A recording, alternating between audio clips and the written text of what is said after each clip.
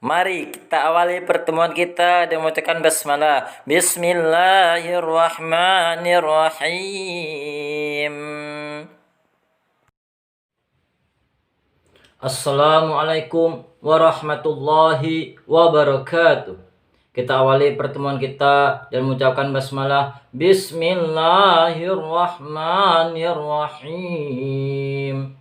Alhamdulillahi rabbil alamin. Rabbi zidna iman, Rabbi zidna iman, Rabbi zidna iman, Rabbi zidna ilman wa fahman, wa rizqan halalan tayyiban mubarakan, wa amalan mutaqabbalan. Fafahamna Sulaimana wa kulan ataina hukma wa ilma. Rabbi srah lana sadrina wa yassir lana amrina wa hlul 'uqdatam min lisanina yafqahul qaulina.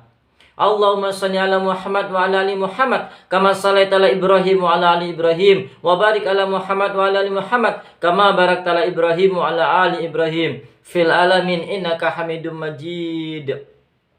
Alhamdulillahirabbil alamin. Segala puji hanya milik Allah Jalla Jalaluh. Ya Allah ya Rabb, tambahkan iman kami ya Allah. Tambahkanlah iman kami ya Allah. Tambahkan iman kami ya Allah. Tambahkan ilmu dan pemahaman kami tentang agama kami ya Allah. Beri kami rezeki yang halal, yang baik, yang berkah, yang banyak, yang Engkau ridhoi ya Allah. Ya Allah ya Rabb, mudahkan urusan kami ya Allah. Murahkan lisan kami ya Allah. Hati kami ya Allah. Dada kami lapangkan untuk senantiasa menerima kebenaran-kebenaran, kebaikan-kebaikan ya Allah. Cerdaskan otak kami ya Allah, yang mampu membedakan mana yang hak dan yang mana yang batil ya Allah.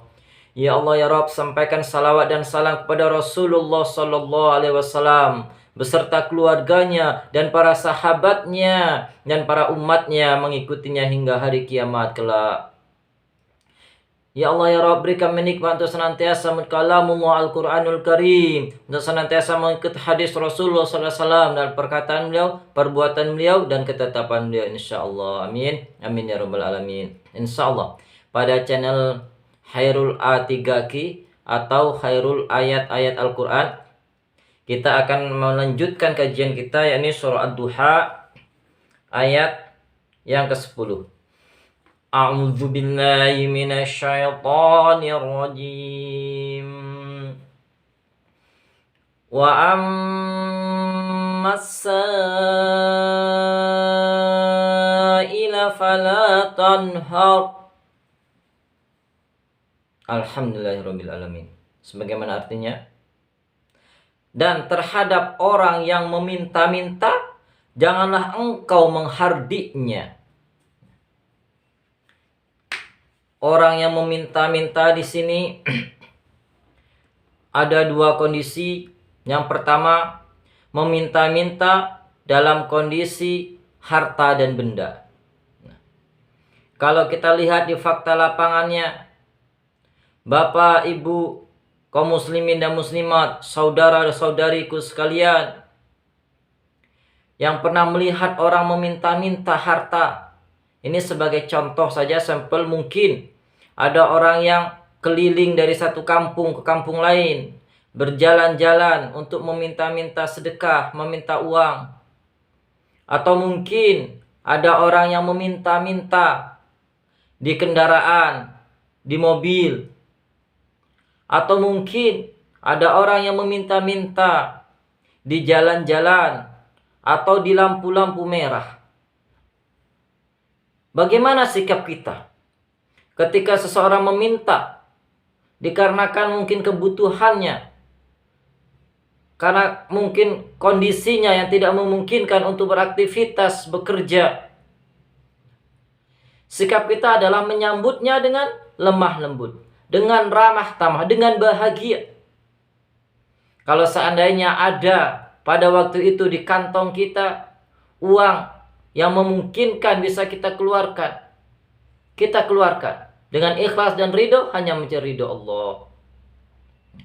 Tetapi kalau Allah takdirkan pada saat itu kita tidak punya apa-apa, tidak membawa uang, mungkin kita tidak memiliki makanan, tentu kita menyambutnya dengan lemah lembut, dengan mohon maaf, hari ini tidak bisa memberikan sesuatu.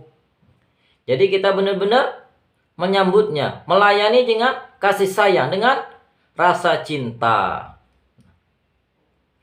Berikutnya adalah meminta-minta dalam kondisi pengetahuan atau ilmu pengetahuan. Di sini ditunjukkan kepada alim, orang-orang yang mengetahui, pada ulama. Nah, di sini bagaimana sikapnya? Seandainya ada orang yang ingin meminta keilmuan kita, bertanya, tentu kalau kita mampu menjawabnya, kita segerakan menjawabnya.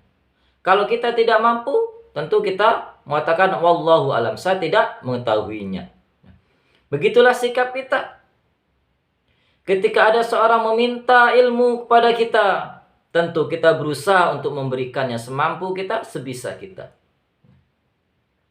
Dan sebaliknya, kalau memang kita benar-benar tidak mengetahuinya, tentu kita kembalikan kepada Allah. Karena setiap orang, setiap manusia diberi batas-batas ilmu oleh Allah Jalla Jalaluh. Kalau kita lihat di dalam surah Al-Kahfi, sebagaimana diceritakan pada channel Anam Pemuda, yakni Nabi Musa alaihissalam diperintahkan Allah Jalla Jalaluh untuk menuntut ilmu atau meminta ilmu kepada Nabi Khidir alaihissalam. Sekilas kita sampaikan. Di situ ceritanya bahwasanya Nabi Musa alaihissalam ingin menuntut ilmu atau meminta ilmu kepada Nabi Khidir alaihissalam. Ketika itu Nabi Musa alaihissalam berkata kepada Nabi Khidir alaihissalam, "Wahai hamba Allah, wahai Abdullah, saya ingin menuntut ilmu kepadamu." Apa jawab Nabi Khidir? "Kamu tidak akan sanggup untuk mengikuti saya. Kamu tidak akan sanggup untuk belajar atau menjadi murid saya." Tetapi karena sungguh-sungguhnya Nabi Musa alaihissalam, akhirnya benar, dia mengizinkan Nabi Musa untuk belajar kepada Nabi Khidir alaihissalam. Akhirnya ketika belajar, tentu ini juga adab, yakni cara seorang guru bagaimana mengajari muridnya, atau bagaimana seorang guru melihat kemampuan muridnya. Jadi setiap guru idealnya itu mengetahui kemampuan muridnya, seberapa mampu muridnya ini untuk menyerap ilmu pengetahuan.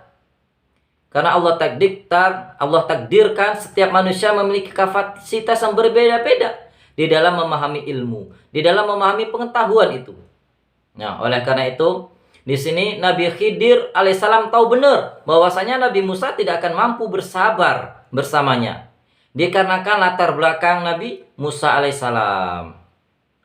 Nah, untuk versi lebih lengkapnya, silakan Bapak Ibu untuk melihat di channel kita Anam Pemuda.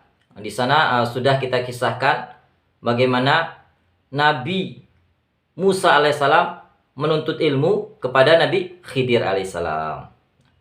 Nah, begitu juga kita hendaknya seorang guru. Kita harus tahu benar kemampuan murid kita. Kita harus benar-benar dengan lemah lembut, dengan kasih sayang. Dan kita berikan ilmu pengetahuan sesuai dengan kemampuan murid kita.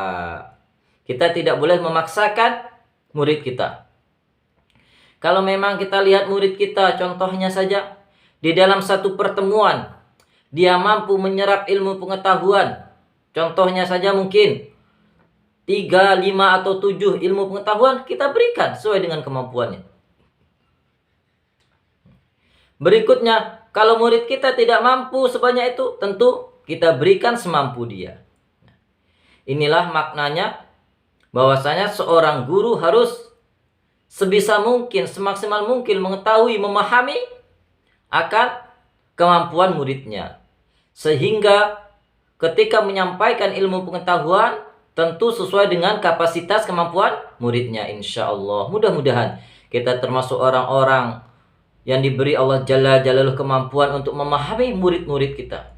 Sehingga kita Allah mudahkan, memberi hidayah, petunjuk kepada murid-murid kita dengan perantara lisan kita, mungkin dengan perantara sikap kita, sehingga dari hari ke hari murid kita lebih baik, lebih pintar, dan lebih memahami akan makna ilmu pengetahuan itu sendiri. Mudah-mudahan Allah senantiasa beri kita taufik, hidayah, petunjuk, dan rahmatnya, sehingga bertambah iman kita, bertambah amal soleh kita, bertambah kebaikan-kebaikan kita, insya Allah. Insya Allah mudah-mudahan Allah beri kita kebahagiaan hidup selama di dunia ini. Allah beri kita nikmat di dalam kubur kelak, dan insya Allah Allah kumpulkan kita di dalam surganya. Amin. Amin ya rabbal alamin.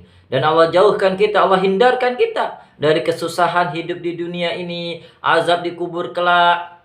Dan Allah jauhkan kita dari kesusahan pada mahsyar, dan Allah jauhkan, hindarkan kita dari azab api neraka hendaknya. Amin. Amin ya rabbal alamin. Baik, kita tutup pertemuan kita. Alhamdulillah. Alhamdulillahirabbil alamin. Doa kafatul majelis. Subhanakallahumma wa bihamdika asyhadu an la ilaha illa anta astaghfiruka wa atubu ilaik. Assalamualaikum warahmatullahi wabarakatuh.